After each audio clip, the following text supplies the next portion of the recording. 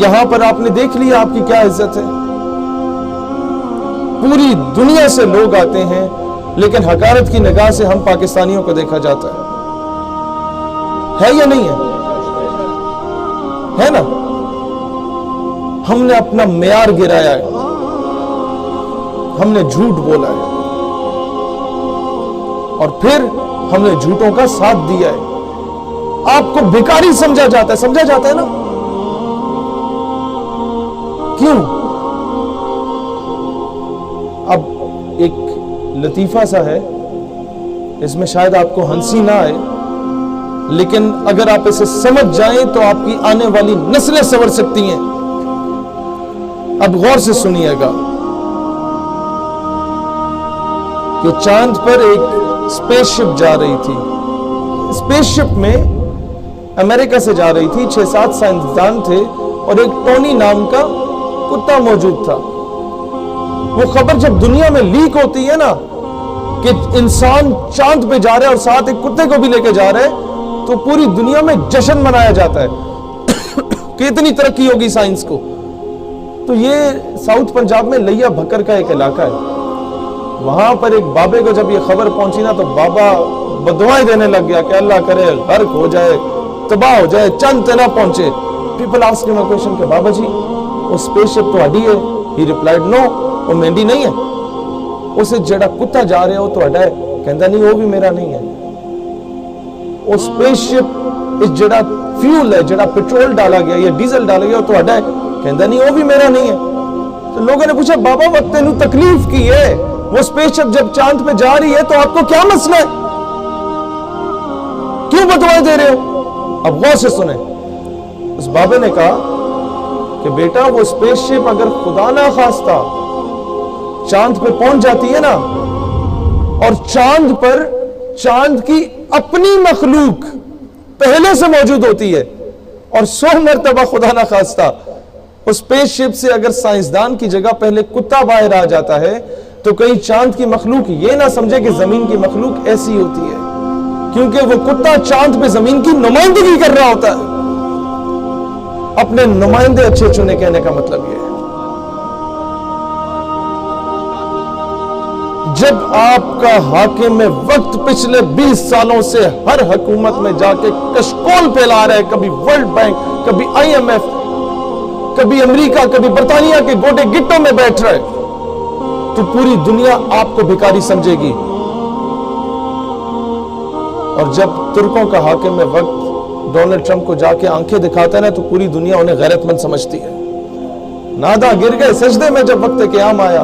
آج یہی پیغام ہم حاکم وقت کو کہتے ہیں کہ جناب دلیر بنو, پوری قوم تمہارا ساتھ دے گی, لیکن بنو دلیر. ٹیپو سلطان ٹویٹ کر کے کشمیر نہیں آزاد کراتا تھا. ٹیپو سلطان اقوام متحدہ میں جا کے منتے ترلے کر کے کشمیر آزاد نہیں کرواتا تھا. ٹیپو سلطان جس کی مثالیں دی جاتی ہیں وہ بھیک نہیں مانگتا تھا, اور بتوں سے تجھ کو امیدی, خدا سے نو امیدی. یہ IMF, یہ ورلڈ بینک, یہ سارا کچھ ان کے آگے بھیک مانگنا, ان سے کشمیر کی بھیک مانگنا.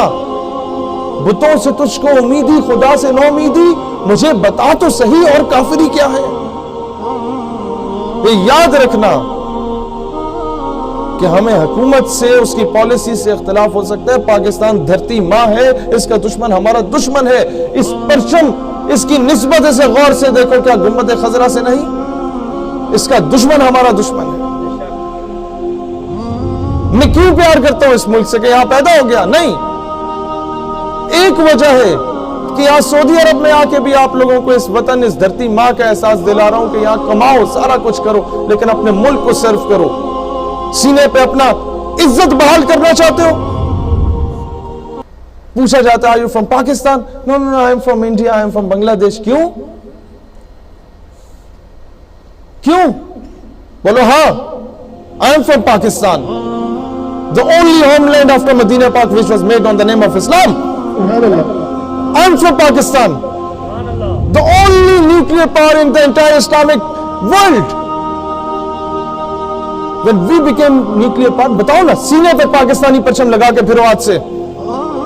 दुनिया के जिस कोने में हो, सऊदी अरब में हो, अमेरिका में हो, जहां जहां मजदूरी नौकरी कर रहे हो, सीने पे परचम लगाओ, तुम्हारी नुमाइंदगी होनी चाहिए। बताओ कि हाँ, मैं उस पाकिस्तान से ताल्लुक रखता हूं कि जब ये न्यूक्लियर पावर बना ना, तो मोरक्को से लेकर इंडोनेशिया तक जश्न मनाया गया था। वो फलस्तीन का बच्चा जो इजरायली तोपों के सामने किसी दौर में नारा लगाता था रो रो के कि नहनु अब्नाउल मुस्लिमीन व कुल्लुना सलाहुद्दीन, कि हम सब मुसलमान हैं और हम में से एक एक सलाहुद्दीन अय्यूबी है। जब आप एटमी कुव्वत बने तो उस बच्चे ने कंकर उठा के इजरायली तोपों की तरफ रुख करके कहा कि do not look at the stone in my hand, look at the atom bomb इन पाकिस्तान। मेरे हाथ में वो कहते मेरे हाथ में ये कंकर ना देखो, पाकिस्तान में मौजूद एटम बम देखो। पूरी दुनिया को आपसे उम्मीदें वाबस्ता हैं। आप लोग अपना दिफा नहीं करेंगे तो दुनिया ठुड्डे मारेगी, लाते मारेगी, और ये कानून है दुनिया का।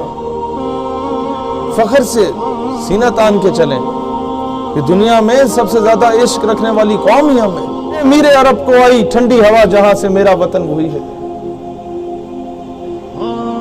क्यों ठंडी हवा और खुशबू आई रसूलुल्लाह अलैहिस्सलातु वस्सलाम को इस बड़े सगीर के खत्ते से?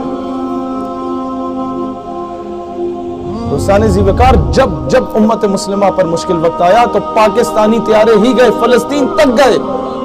एयर मार्शल नूर खान के तैयारे गए, और जब उनके जहाजों को तबाह किया तो वो शुक्र अदा कर रहे थे कि जहाज पाकिस्तान से आए थे, जॉर्डन के नहीं थे, वरना तो ये मुसलसल हमें तबाह करते रहते। इन्होंने तो वापस चले जाना है, एशियंस हैं।